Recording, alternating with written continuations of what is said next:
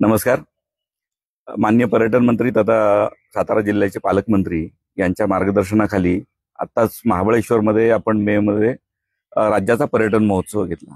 हा महोत्सव घेण्याच्या पाठीमागचा जो उद्देश होता तो सातारा जिल्ह्यातील पुणे डिव्हिजन मधील पर्यटनाला जास्तीत जास्त प्रोत्साहन द्यावं आणि या निमित्तानं आपल्या जिल्ह्यातील पर्यटन क्षेत्राच्या ठिकाणी जास्तीत जास्त रोजगार निर्मिती व्हावी, येणाऱ्या पर्यटकांना जास्तीत जास्त सुविधा मिळाव्यात आणि त्यांना आनंद मिळावा.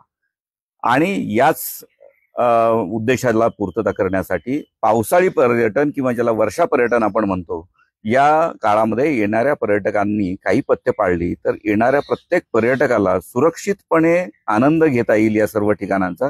यासाठी काही मार्गदर्शक सूचना आपण निर्गमित केलेल्या होत्या.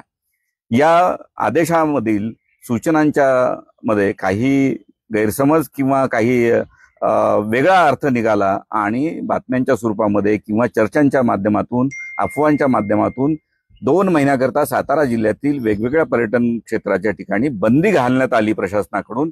अशा पद्धतीचा समज किंवा गैरसमज नागरिकांच्या मध्ये पसरलेला होता. मी सर्व नागरिकांना, सर्व पर्यटकांना स्पष्ट करू इच्छितो की सातारा जिल्ह्यातील कुठल्याही पर्यटन ठिकाणी येण्यासाठी कुणालाही प्रतिबंधित किंवा बंधन टाकलेलं नाही किंवा त्याच्यावर बंदी टाकलेली नाही. उलट जिल्हा प्रशासन